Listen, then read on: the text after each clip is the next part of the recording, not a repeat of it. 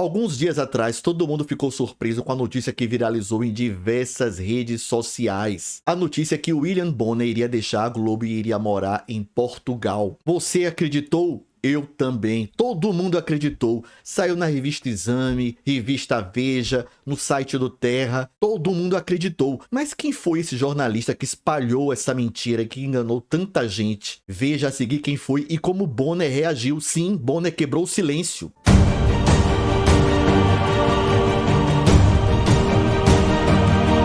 Meu nome é Marco Serrano, se inscreva, curta, comente, compartilhe, conheçam meu livro e vamos ao que interessa. Quem criou uma das maiores fake news da história do país foi esse cara aqui, Alessandro Lobianco. Ele tem um site sobre notícias de famosos. Muito suspeito, né? Mas não foi só uma postagem na internet, ele falou isso ao vivo, na TV, no programa A Tarde é Sua, da Rede TV. E todo mundo acreditou. E a Globo, a gente contou aqui no início da semana que a Globo fez uma proposta de 2,5 milhões para que ele possa cumprir mais um período de contrato no Jornal Nacional e também como chefe ali, né, do Jornal Nacional. E o William Bonner ficou de pensar. Pois bem, ontem o William Bonner procurou a Globo, foi à direção da Globo dar essa resposta e disse que ele não vai aceitar dessa vez essa proposta de renovação. Ele falou, ele disse, Foi tanto site desses tradicionais e confiáveis, dando a notícia pela internet, que o William Bonner resolveu reagir e publicou no seu Instagram, deitado numas almofadas. Isso é jeito de um jornalista de alcance nacional se portar numa foto no Instagram? Mas o que é que Bonner falou? Depois da mentira sobre eu ter decidido deixar a Globo, depois da mentira sobre a Globo ter oferecido dinheiro para evitar essa inventada saída, veio a mentira de que a Globo estaria festejando a minha inexistente desistência de aposentadoria. O nome do inventor das mentiras circulou como se fosse fonte confiável, e as invenções dele proporcionaram cliques para diversos sites propagadores até que se esgotasse mais um ciclo lucrativo para o que sustentam a desinformação. Não é prática nova. No ano passado, os mesmos integrantes dessa armação tinham anunciado praticamente a mesma coisa. Foram desmentidos por mim, pela Globo e pelos fatos. Para o caso de surgir alguma nova onda durante meu sumiço do Jornal Nacional, informo que estou entrando em férias por 3 semanas. Saúde. Carinha, carinha, carinha, carinha, mãos ao alto. Não dá pra negar que essa mentira foi um verdadeiro fenômeno da forma como se espalhou, mas houve um vídeo de entrevista com Pedro Bial em que Bonner ajudou, contribuiu de certa forma para que todo mundo acreditasse nessa mentira. Muito assustador, eu acompanhei de perto. Eu era um frequentador do Twitter, fui um dos primeiros, acho que entre colegas, a abrir uma conta de Twitter, e eu não usava a conta para trabalho, eu usava a conta para me divertir. E eu me diverti muito lá. Só que eu também acompanhei, num dado momento, uma mudança de ambiente ali. O que era diversão, e diversão boba, diversão infantil mesmo, em muitos casos, e portanto, especialmente divertida, o que era diversão foi se transformando no que eu chamo hoje de campo de batalha. É um campo de batalha. Eu hoje, muito raramente, eu entro em rede social. Entro às vezes por dever de ofício mesmo. E eu ainda hoje, eu me assusto com a bile, com o ódio que escorre nas palavras, as palavras mal escritas, as palavras cuspidas, mas um ódio. É um ódio tão intenso que a gente não sabe a que levará. Aí a gente sai das redes sociais e vai para as ruas e assiste a essa mesma incivilidade nas ruas.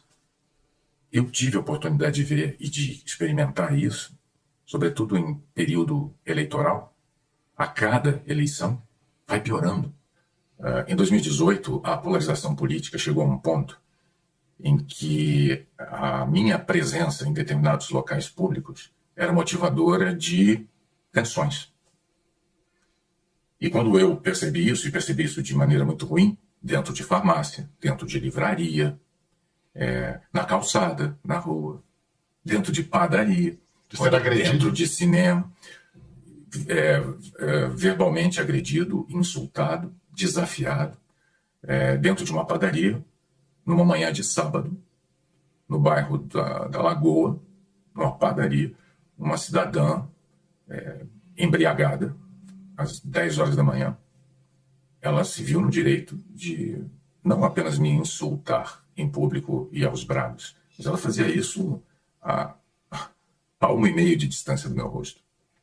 E eu não posso reagir a uma coisa dessa. Tudo que eu posso dizer, faça isso, não faça isso. E as outras pessoas em volta num constrangimento atroz, um constrangimento assim, que não tem fim. E eu, no meu constrangimento, querendo me livrar de uma situação em que eu estou sendo alvo de um insulto, mas eu me sinto, e olha que maluquice isso, eu me sinto culpado de estar sendo insultado na frente de outras pessoas e com isso está estragando o dia das outras pessoas. Elas estão tomando um café, estão comendo um pão na chapa. Tem gente hoje me aplaudindo que estava 2 anos atrás, 3, me xingando. William Bonner, até certo ponto você tem razão, nada justifica essa pressão, esse ódio, essa bile, mas vamos fazer um exercício de autorreflexão. Por que será que as pessoas estão assim? Por que tanta gente se dirige a você de forma tão agressiva? Será que 100% da culpa é da polarização política? Por que será, Bonner, que as pessoas estão tão decepcionadas com você? Bonner, você já foi a voz da confiança desse país. Quase todo mundo via você como uma verdade final. O que será que mudou? Foi o país ou foi você? Foram as pessoas ou foi a televisão? Eu mesmo posso dizer que já depositei toda a minha confiança no que você dizia. Eu comecei a parar de acreditar no que você dizia em 2018, em abril de 2018, quando você passava mais tempo falando de Marielle Franco do que qualquer outro assunto. Sim, foi uma tragédia horrível, uma tragédia importante, mas precisava dominar o assunto do Jornal Nacional por 2 semanas,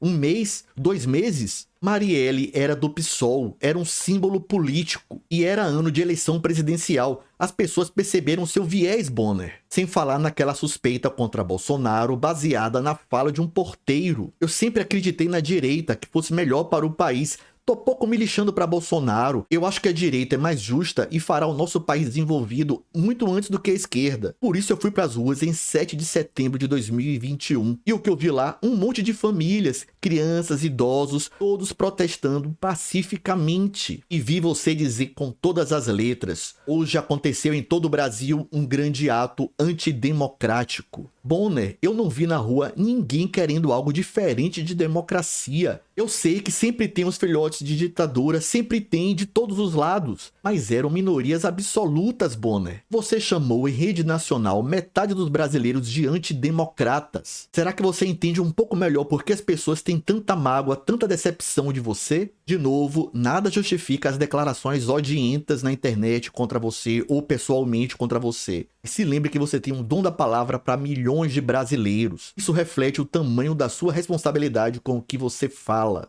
Você gosta de política e quer entender mais sobre a política do nosso país? Conheça o meu e-book, ele vai esclarecer muita coisa que acontece no cenário atual do nosso Brasil. Não é apenas um manual de política para dizer como funcionam as coisas em Brasília, os 3 poderes, o que fazem os deputados. Vai muito mais longe, vai mostrar como o iluminismo do século XVIII influenciou o nascimento do comunismo no século XIX, como a direita venceu a Guerra Fria no final do século XX e como a esquerda se agarrou aos temas identitários para sobreviver no cenário político e ganhar muitos votos, à custa das causas das minorias. É muito conhecimento acumulado por quase 30 anos de pesquisa por um preço bem bacana. Principalmente para você que me acompanha, que assiste os meus conteúdos, não deixe de conferir no link logo abaixo e garanta o seu e-book.